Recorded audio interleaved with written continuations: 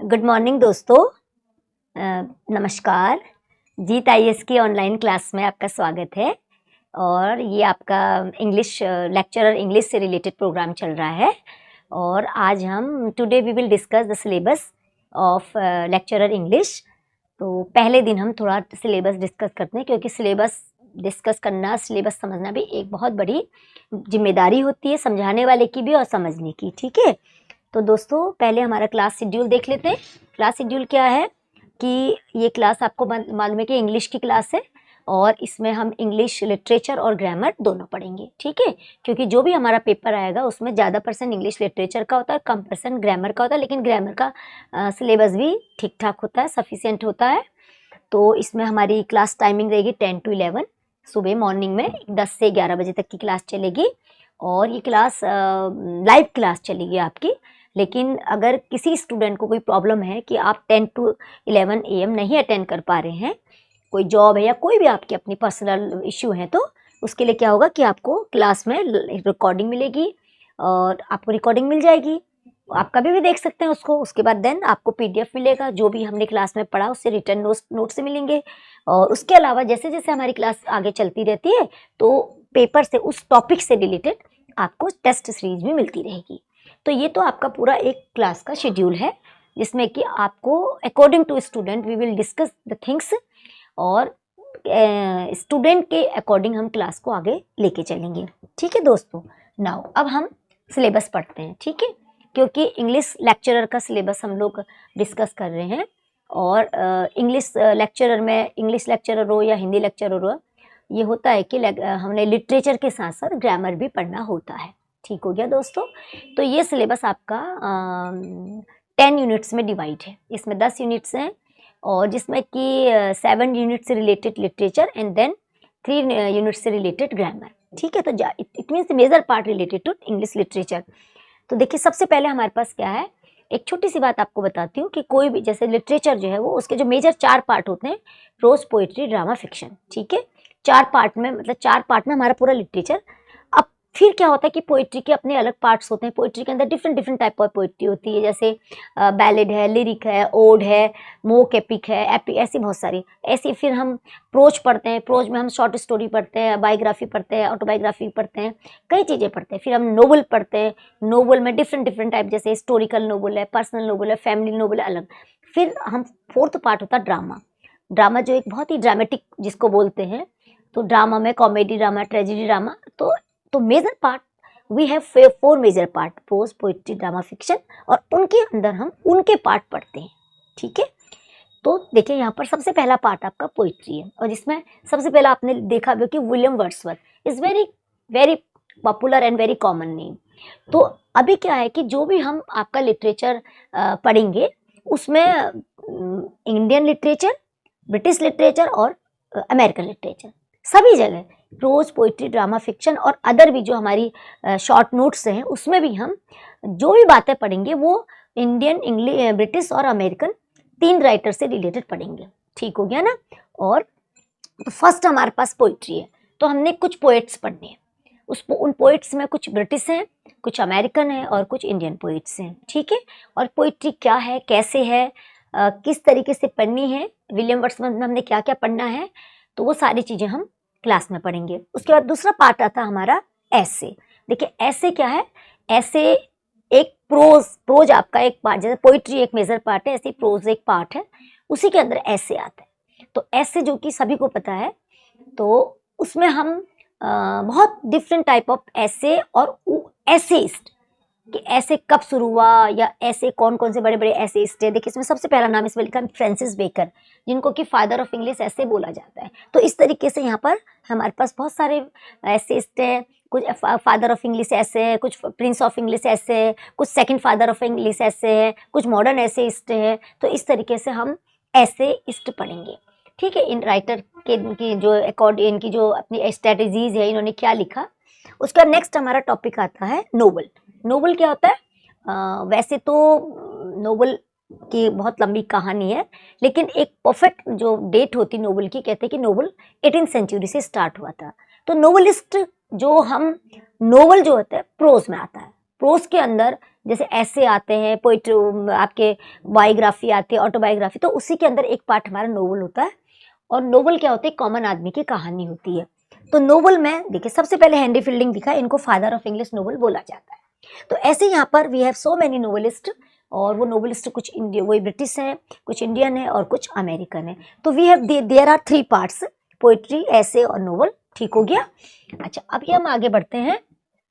इसके बाद आ गया हमारा ड्रामा। तो 4th यूनिट आ गई ड्रामा। ठीक है, देखिए ड्रामा में विलियम शेक्सपियर लिखा है, और सभी ने विलियम शेक्सपियर का नाम सुना है। विलियम शेक्सपियर एक बहुत ही बड़ा नाम है पूरे विश्व में, इनको फादर ऑफ इंग्लिश ड्रामा बोला जाता है। ड्रामेटिस्ट के अलावा भी इनकी अलग अलग पर्सनैलिटीज़ हैं। He is very popular and very talented dramatist. तो यहाँ पर हमारे पास ये सारे ड्रामेटिस्ट हैं। देखिए इसमें 3 सीरीज में हम जो भी राइटर हम पढ़ेंगे, मेडिवल एज के, फिर मिडिल एज के, फिर हम मॉडर्न एज के, तो तीनों तरीके के राइटर को हम पढ़ेंगे, और 3 ब्रिटिश, अमेरिकन और इंडियन। उसके बाद हमारा नेक्स्ट टॉपिक आता है शॉर्ट स्टोरी। ठीक है, शॉर्ट स्टोरी क्या होती है? मतलब कहते हैं कि एक पेज में, एक साइड के पेज में स्टार्ट करके जो कुछ 30-40 लाइंस में हम एक टॉपिक को लिख के ख़त्म कर देते हैं, उसको शॉर्ट स्टोरी बोलते हैं। और शॉर्ट स्टोरी में क्या होता है? एक टॉपिक ऐसा होता है जो हमें कोई ना कोई मॉरल, नैतिक ज्ञान देके जाता है, कुछ ना कुछ, जैसे ऑनेस्टी पर, और कोई भी वर्क हार्ड करने पर, और ऐसे जैसे इस तरीके के टॉपिक में हमें कुछ स्टोरीज होती हैं, और स्टोरीज बहुत इंटरेस्टिंग होती है। तो शॉर्ट स्टोरीज में हमारे देखिए ओ हेनरी है, गाय डी मॉपेसेंट है, अर्नेस्ट हेमिंग्वे, तो इस तरीके से कुछ हमें शॉर्ट स्टोरी राइटर्स पढ़ेंगे। देन अब हमारा आता है 6th जो टॉपिक यूनिट है, उसमें लिखा है comprehension of the text. Comprehension of the text क्या होता है कि हमारे पास 2 टॉप पैसेज आएंगे, एक the first passage from poetry and the second passage from prose. ठीक है, तो प्रोज और पोइट्री के पैसेज होंगे, उसमें से रिलेटेड नीचे क्वेश्चन होंगे, और उन क्वेश्चन को हमने इस पैसेज के हेल्प से उनके आंसर सॉल्व करने होंगे। तो ये इतना थोड़ा सा इजी इतना नहीं होता, क्योंकि सीधे सीधे आंसर आपको नहीं मिलेंगे, आंसर घुमा के उसी में होंगे आंसर, लेकिन थोड़ा सा प्रैक्टिस में फिर आपको धीरे धीरे प्रोज और पोइट्री के ऐसे सॉल्व करने आ जाएंगे। ठीक है, तो इसमें नीचे लिखा है the question shall be based on the interpretation of theme, कि इसमें जो भी थीम है उस थीम से रिलेटेड होंगे, and style of the 2 passage. ठीक हो गया। चलिए नेक्स्ट आइए। अब आपका यूनिट है 7th unit, and acquaintance with literary forms, terms and movement. इसके अंदर हम लिटरेचर की फॉर्म्स, कि लिटरेचर की क्या क्या फॉर्म्स है, जैसे एक तो मूवमेंट्स, क्या क्या मूवमेंट्स हुए थे उस समय, जैसे रेनेसां मूवमेंट, रिफॉर्मेशन मूवमेंट, और दूसरा इसमें हमारे क्या क्या टर्म्स हैं कि किस टाइप की पोइट्री है, किस टाइप की ड्रामा है, और तीसरा हम इसमें बता रहे कि अलग अलग तरीके से टर्मिनोलॉजी क्या है, कि हम कोई अलग अलग तरीके से लिटरेचर लिखते हैं ना। तो ये 3 चीज़ें हम पढ़ेंगे कि लिटरेचर की फॉर्म, लिटरेचर के टर्म्स, और लिटरेचर में जो जो मूवमेंट्स हुए थे एक अच्छा लिटरेचर को बनाने के लिए। तो ये आपका 7th, तो इसमें ये भी हमारा 2 पार्ट में है। 7th यूनिट हमारी 2 पार्ट में है। देखिए पहले पार्ट में हमारे सारे ये renaissance age, metaphysical age, gothic novel, ये टॉपिक्स हैं। दूसरे में देखिए क्या बता रखा कि बैलेट, सोनेट की कुछ टाइप ऑफ पोइट्री, कुछ टाइप ऑफ ड्रामा, कुछ टाइप ऑफ नोवेल हमने डिस्कस करने की एक छोटी सी चीज़, जैसे कि बैलेट क्या है? बैलेट एक टाइप ऑफ पोएम है, और जिसमें एक स्टोरी होती है। तो हमने इसको शॉर्ट नोट, इसका एक शॉर्ट नोट हमें पता होना चाहिए कि क्वेश्चन आ सकता है। जैसे आपके पास एक क्वेश्चन आ गया कि व्हाट इज, कि बैलेट लिखा है, बैलेट के नीचे 4 टॉपिक लिखे ना, कि लिखा है कि बैलेट में एक स्टोरी होती है, बैलेट में पैराग्राफ्स होते हैं, और बैलेट एक बहुत ही हैवी टॉपिक में बनता है, तो बैलेट में नेटिव चीज़ें होती है। तो 4 टॉपिक होंगे, उसमें एक टॉपिक शायद आपका नहीं होगा, तो आपको पता होना चाहिए कि एक टॉपिक कौन सा नहीं है, या ऐसा हो सकता है कि 3 टॉपिक गलत है और एक टॉपिक सही है। तो ये ऐसे आपके क्वेश्चन। तो देखिए दोस्तों, जैसे जैसे हम आगे पढ़ेंगे तो हम लोग इस टॉपिक में भी डिस्कस करेंगे कि क्वेश्चन किस टाइप से आते हैं। ठीक है, एक टॉपिक से 20-25 प्रकार के क्वेश्चन बन सकते हैं। तो ये आपका जो 7th यूनिट है, 7th यूनिट में आपके 2 पार्ट हैं। ठीक हो गया। चलिए, तो यहाँ पर आपका लिटरेचर पूरा हो जाता है दोस्तों। अब आपका आता है ग्रामर। ठीक है, ग्रामर में आपकी वोकेबलरी आती है। वोकेबलरी क्या होती है? Word power. वर्ड पावर में क्या क्या चीज़ें होती है? देखिए सबसे पहले इसमें बता रखा है 1 वर्ड सब्स्टिट्यूट, और उसके बाद next antonyms, synonyms and homonyms.